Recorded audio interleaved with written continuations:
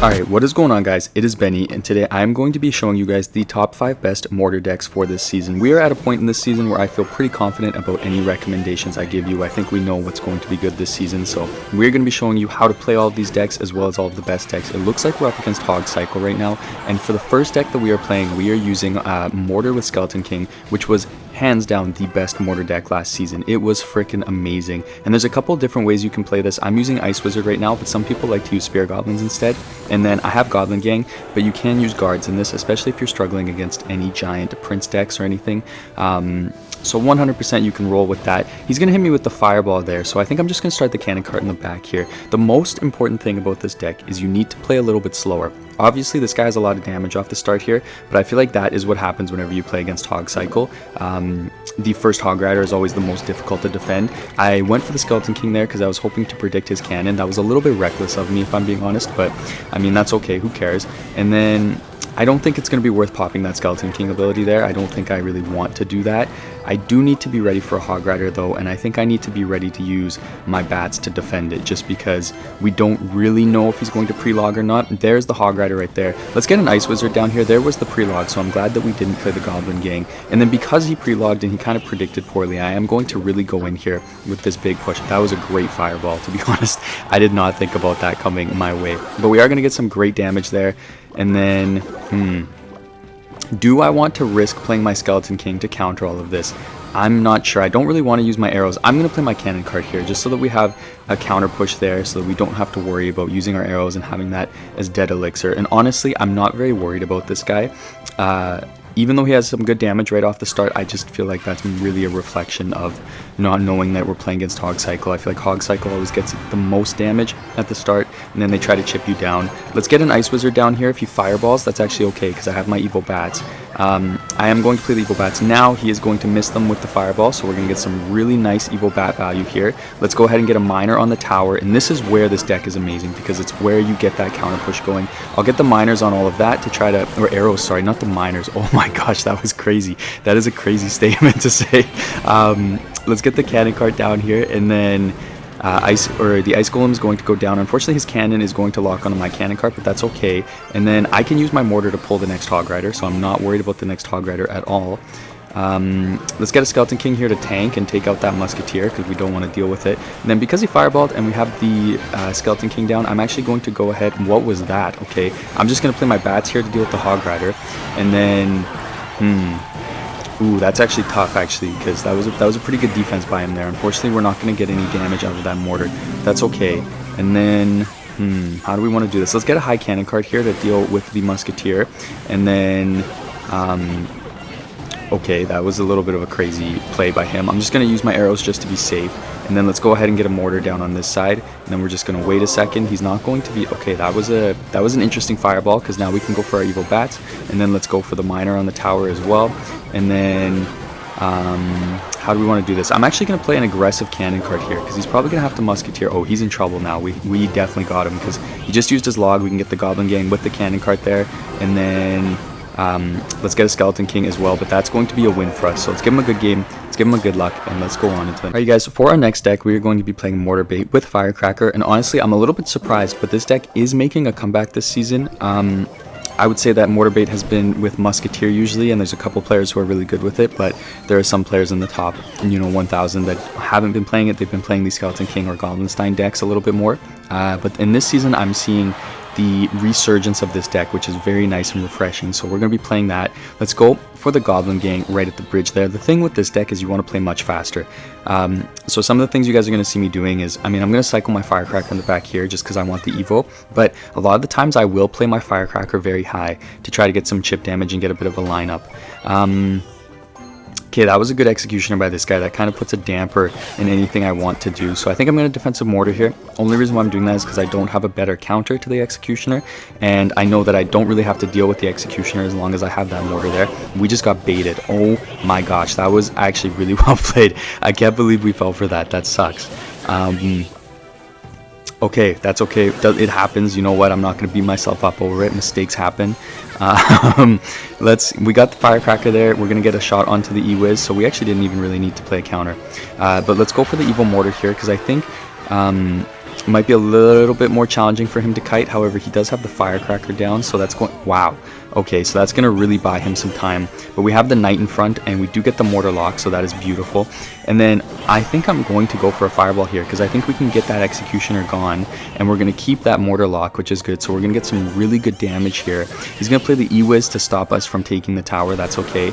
I'm just going to play the Goblin Gang right here, so that we have a bit of a counter push. And the reason why I'm playing it lower is just so that he can't go for like a log prediction or anything, just to be safe. Sometimes when you get a lot of damage on people, they do a really aggressive play right after, because they want to make that damage back.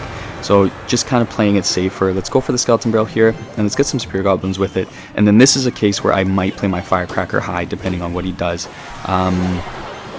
Let's go for the mortar here, and then depending on what he plays to counter, we can go for our firecracker. I'm actually going to play the knight here to tank in front, and then I am going to firecracker. He's going to hit me with arrows, and that's going to catch the skeleton barrel, but that's okay. We didn't get a firecracker connection, but that's not a big deal. His evil firecracker is going to go down. I'm not going to use my log or anything quite yet. Oh, that was actually amazing. Okay, so we got another mortar down. Let's get the Goblin Gang in here as well, and then we are going to get the lock on the tower. There's the executioner. Let's go ahead and do this, and then that was a horrible fireball, I think. But we can play the knight here, and I'm going to try to keep the knight with the firecracker here, so we're going to lock onto the executioner. That's perfect. So we have the firecracker defensively there. We wanted to prioritize that over our mortar, just because the mortar didn't need to get a lot of shots.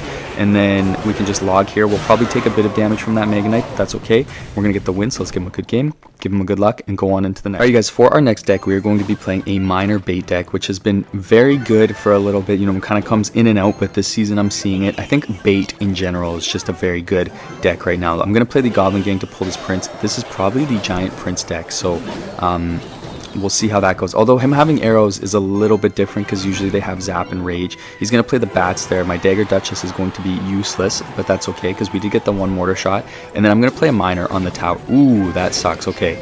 Am I going to have to counter that because the Dagger Duchess is lower on ammo? I think we're going to be okay, so that is good. And then, do I want to get a King Tower activation here? I feel like I do. It's just, the elixir sometimes is a little bit more dangerous. But the biggest thing with this deck is paying attention to what spells they have and trying to bait them. So if I see him use those arrows at a time, I'm going to minion horde 100%. That is, like, no way around it. I'm going to cycle my barbell here at the bridge. Interesting. Okay, he's going to play the recruits. Let's get the cannon cart going in the back here. And then when we split our Goblin Gang, he's probably going to play the arrows, and then we could go for the minion horde if we want to.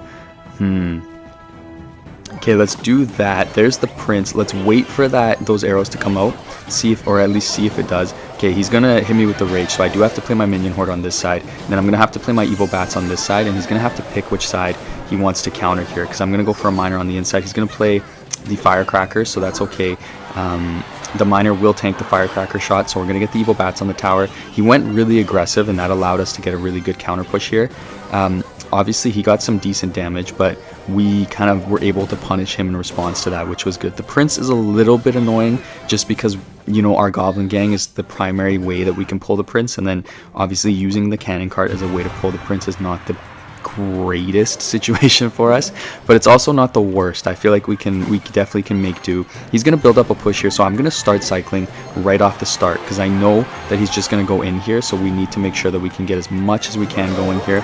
And then I am actually going to fireball right here, and then I can use my miner to pull if I need to, but I think that's going to be a pretty easy defense. Oof, that is not good. Crap. Okay, hold up. We got to get our miner down here, and then if he hits me with a rage, we're in so much trouble.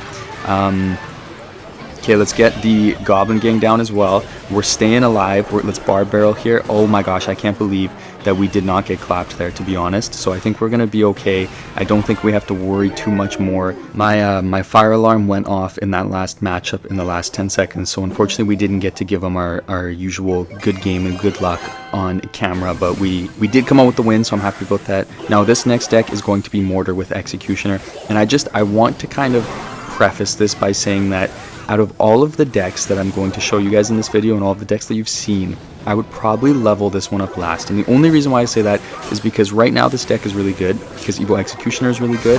However, I can't promise you that it's going to stay good consistently.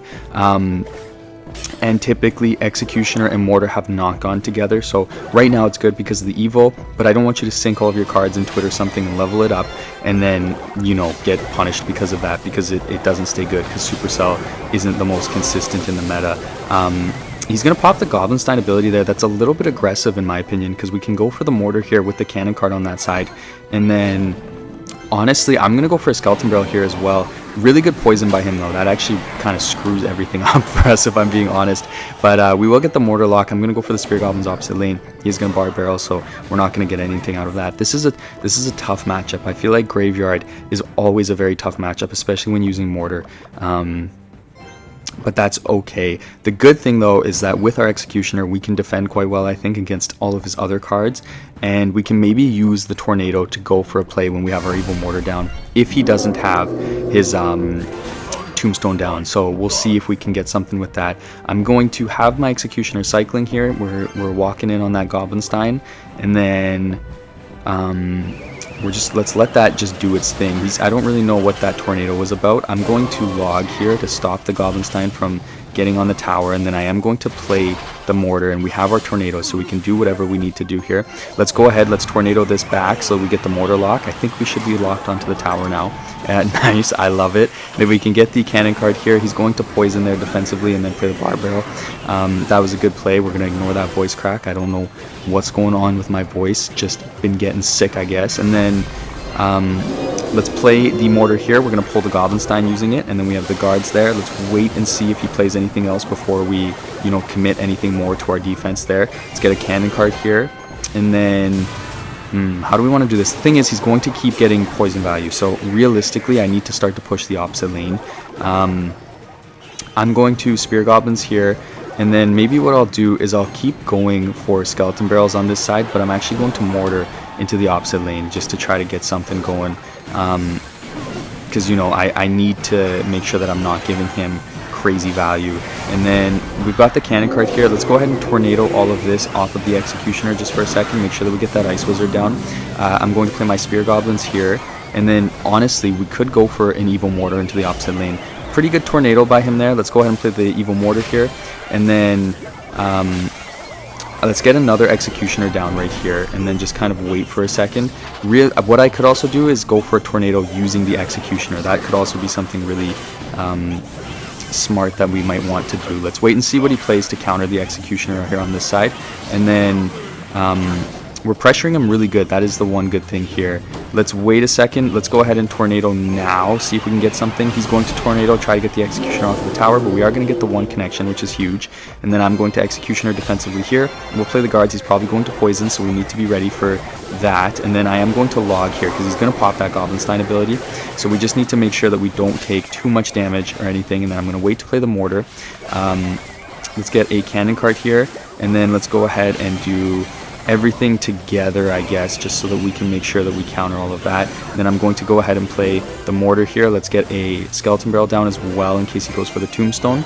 And then I'm going to go for another aggressive cannon card here. He's going to bar barrel, pretty good play. But now I'm going to play my Executioner here, and then we'll let it do its thing. Let's go ahead and Spear Goblins into the opposite lane. Let's go for this. And then let's go ahead and Tornado all of this onto the tower, see if it's in range of the Executioner. Oh, that was so close. We almost had it.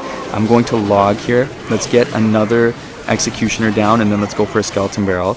And then if he graveyards, we literally just need to make sure that we take 0 damage. But actually, I don't even know if we're going to get that. Let's go ahead and Tornado all of this together, try to get that stuff going, and then he is going to Graveyard. Let's go ahead and let's pre-log as well, make sure that we take no damage here. And then we do get the 1 guard hit on the tower. That is huge. We're going to get some nice damage. And then let's go for a Tornado here, try to get some damage on the tower. Oh my gosh, we just have to make sure we don't take a skeleton hit.